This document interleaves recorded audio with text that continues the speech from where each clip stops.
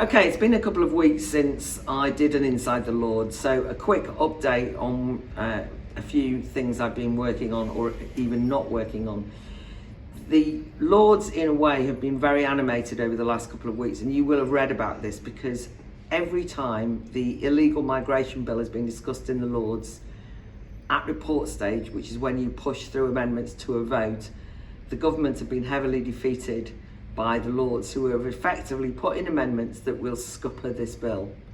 Now, I do not like the illegal migration bill per se. I don't think it will actually tackle the small boats question. I think it avoids lots of issues that Rishi Sunak wants to have a headline on but not actually resolve.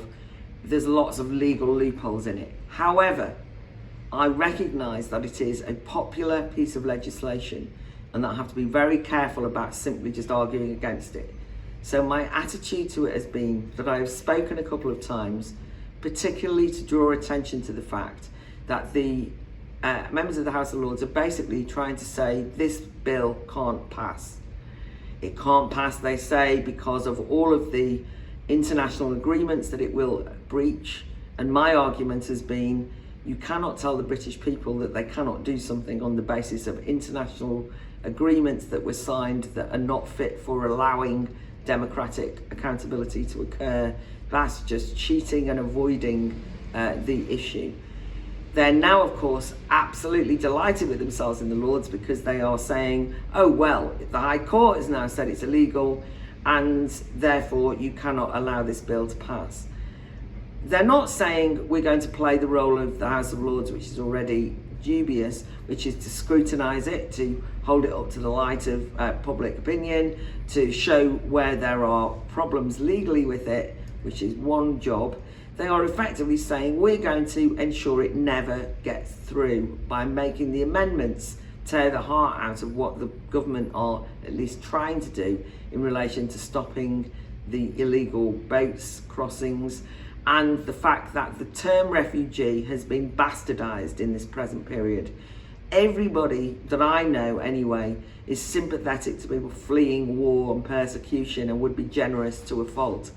But this is the abdication of responsibility for real refugees by basically lumping everybody in and saying that they've got to be considered refugees because, and there's been amendments to this effect, they're fleeing LGBTQ persecution in one country, or they're women and children in another instance, or in fact they are to be believed at all times that they are people who are fleeing for their lives. And of course, for the public, this is utterly frustrating. So my attitude to it has been, I don't like the bill, I don't think it works, so I'm not backing the government so much. And I am, however, infuriated by the opposition even worse. To give you an example, I went in because there was one amendment that I thought that the opposition might have got right. I was going in to hear the arguments, I listened to all the arguments, and by the end of it I was so furious that I voted with the government. I've been abstaining on a lot of the votes. I ended up voting with the government because the arguments for the amendment ended up effectively being, this government cannot do this because I don't trust the government and I do trust the law courts and judges are more trustworthy and we are not going to let this happen. So I just thought, right, that's completely anti-democratic. I am not going to go along with it, and I voted with the government, so that didn't work. Okay, on what else has been happening? There is actually a lot of concern in the Lords about the recent furore there's been around banks cutting off people's accounts. And it's interesting because although Nigel Farage has drawn attention to this, it's in a way cut through, it would be completely wrong for Rishi Sunak to imply that he's only just heard about this story. Because actually, guess what? In the Financial Services Bill, I put in amendments on this very topic. I started off with a speech on PayPal closing down the Free Speech Union and Us for Them's accounts. But then in my actual amendments, I expanded this to the banks to say the banks should not be allowed to do this. And of course, my concerns were slightly dismissed by the minister. He said, well, that sort of thing wouldn't happen. I was very clear about why banks having a set of values that none of us even know. We just, I've been banking the same bank for a million years. this is always 18, so that really is a long time ago. I do not read their annual terms and conditions. I certainly didn't know they had a values page, which I would fall foul of each and every time. Even something as anodyne as saying that I support Kathleen Stock, for example, would fall foul of many of the values demands that banks now have. And I think that therefore, even though Nigel Farage is not to everyone's taste, and we don't quite know what's happened with the Coutts Bank, the fact that we now discover that organisations like those who work, parents who have trans kids who do not want them to medically transition, in other words, a gender critical group of parents, they have been stopped having a bank account by Metro Bank. The vicar who actually went in and complained about his bank being festooned in flags for Pride, 4 days later gets his account closed down. There's a lot of examples, and there's also a controversy around politically exposed people, which is where banks are prepared to stop people or hold up not just the politically exposed person themselves, but their family members from getting mortgages, from using banking services on the basis that they might be open to Russian or Chinese influence or whatever it is. These things are very serious problems that we need to tackle. And it's so typical that I raised this months ago, and I'm going to put the films of my speeches below so you can see that, and that the government just kind of went nothing to see here. And now, of course, they're running to catch up and saying, oh no, this is atrocious, we can't have this happening. But they couldn't and should have been tackling it. And to the credit of the Free Speech Union, Toby Young and colleagues at the FSU have been trying to raise this with ministers behind the scenes for months and months and months. This should have been something in the public domain that we were all talking about with some concern. So now it's been left to Nigel Farage having an issue for anyone to have taken any notice. The interesting thing as well was last week the Church of England, apropos of nothing in particular, decided that they would announce that the major campaign that they were involved in at the moment in Pride Month, which to be honest has been going on a long time, it feels like years, was to prove that they were trans allies and that they were having a complete overhaul of all their language codes, of use of pronouns, of whether so that you effectively don't use the word woman, you say cis woman, you actually talk about pregnant people, all of these things. The Bank of England, right, said it was a major campaign for them. Well, all I can say is that it's no wonder we're in the financial mess we're in, because the Bank of England are at least partially responsible for the absolute mess that our economy's in relation to the amount of money that they used, basically created, if you want imaginary money, during the lockdown furlough period. They didn't put any objection up politically to the government doing that. They have in fact been keeping interest rates artificially low for so long that now we have this terrible shock and we have inflation. There's all sorts of criticism you make of the Bank of England about them as bankers.